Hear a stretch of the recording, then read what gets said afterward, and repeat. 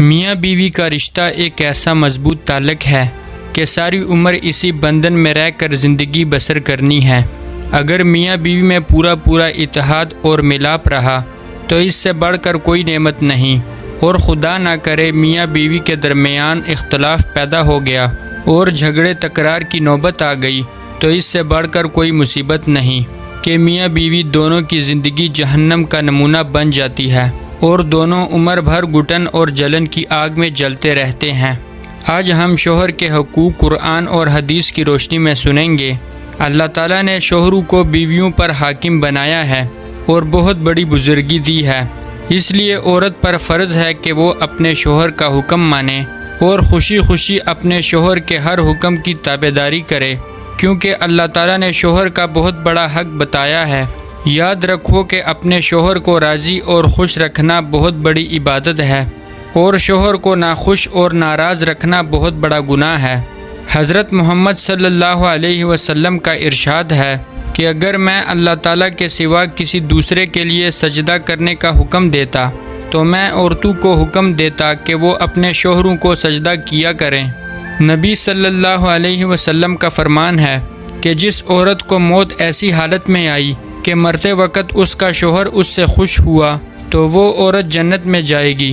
مشکات شریف کی حدیث ہے، آپ صلی اللہ علیہ وسلم نے فرمایا کہ جب شوہر اپنی بیوی کو اپنے بچھونے پر بلائے اور عورت بغیر کسی عذر کے انکار کر دے اور اس کا شوہر اس بات سے ناراض ہو کر سو جائے تو ساری رات اللہ تعالیٰ کے فرشتے اس عورت پر لعنت کرتے رہتے ہیں۔ ان حدیثوں سے سبق ملتا ہے کہ شوہر کا بہت بڑا حق ہے اور ہر عورت پر اپنے شوہر کا حق ادا کرنا فرض ہے۔ شوہر کے حقوق بہت زیادہ ہیں، ان میں سے چند کا ذکر کیا جا رہا ہے۔ عورت اپنے شوہر کی اجازت کے بغیر گھر سے باہر نہیں جا سکتی، نہ اپنے رشتہ داروں کے گھر اور نہ ہی کسی دوسرے کے گھر۔ شوہر کی غیر موجودگی میں عورت پر فرض ہے کہ شوہر کے گھر اور مال و سامان کی حفاظت کرے اور بغیر شوہر کی اجازت کے کسی کو بھی گھر میں نہ آنے دے۔ شوہر کا گھر، مال و سامان، یہ سب شوہر کی امانتیں ہیں اور بیوی ان سب چیزوں کی امین ہے۔ اگر عورت نے اپنے شوہر کی کسی چیز کو جان بوجھ کر برباد کر دیا تو عورت پر امانت میں خیانت کرنے کا گناہ لازم ہوگا اور اس پر اللہ تعالیٰ کا بہت بڑا عذاب ہوگا۔ عورت ہرگز کوئی ایسا کام نہ کرے جو شوہر کو ناپسند ہو۔ حدیث شریف میں ہے کہ بہترین عورت وہ ہے کہ جب اس کا شوہر اس کی طرف دیکھے تو وہ اپنے بناؤ سنگار اور اپنی اداؤں سے شوہر کا دل جیت لے۔ ہر بیوی کو چاہیے کہ وہ اپنے شوہر کے مزاج کو پہچان لے اور بغور دیکھتی رہے کہ اس کے شوہر کو کیا کیا چیزیں اور کون کون سی باتیں ناپسند ہیں، اور وہ کن کن باتوں سے خوش ہوتا ہے اور کون سی باتوں سے ناراض ہوتا ہے۔ عورت کو لازم ہے کہ وہ کبھی بھی اپنے شوہر کو جلی کٹی باتیں نہ سنائے، کبھی بھی اس کے سامنے غصہ میں چلا کر نہ بولے، نہ اس کی باتوں کا کڑوا تھیکا جواب دے، شوہر کی لائی ہوئی چیزوں میں کبھی بھی عیب نہ نکالے۔ عورت کو چاہیے کہ شوہر کی آمدنی کی حیثیت سے زیادہ خرچ نہ مانگے، بلکہ جو کچھ ملے اس پر صبر اور شکر کرے۔ عورت پر لازم ہے کہ اپنے شوہر کی صورت اور سیرت پر تانا نہ مارے، کبھی بھی شوہر کی ناشکری نہ کرے۔ بیوی پر یہ بھی لازم ہے کہ ہمیشہ ہر حال میں شوہر کے سامنے با ادب رہے، ہمیشہ اس کا عزت اور احترام کرے۔ شوہر جب بھی باہر سے گھر آئے تو بیوی کو چاہیے کہ سب کام چھوڑ کر شوہر کی طرف متوجہ ہو جائے، اس کی مزاج پرسی کرے اور فوراً ہی اس کے آرام و راحت کا انتظام کرے اور اس کے ساتھ دل جوئی کی باتیں کرے۔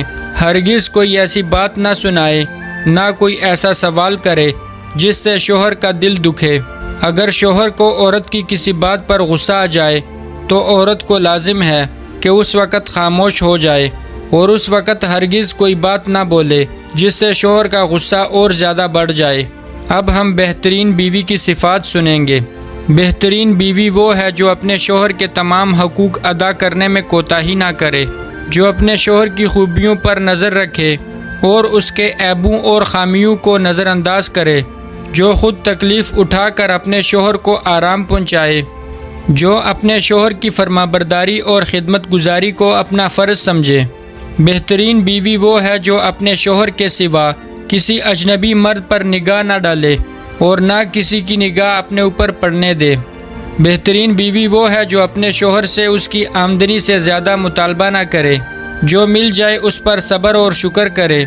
بہترین بیوی وہ ہے جو پردے میں رہے اور اپنے شوہر کی عزت کی حفاظت کرے۔ بہترین بیوی وہ ہے جو اپنے شوہر کی مصیبت میں اپنی جانی و مالی قربانی کے ساتھ وفاداری کا ثبوت دے۔ تو یہ تھے شوہر کے چند حقوق جن کو ادا کرنا بیوی پر فرض ہے۔ اللہ تعالیٰ سے دعا ہے کہ اللہ تعالیٰ ہر جوڑے کو خوش اور سلامت رکھے، آمین۔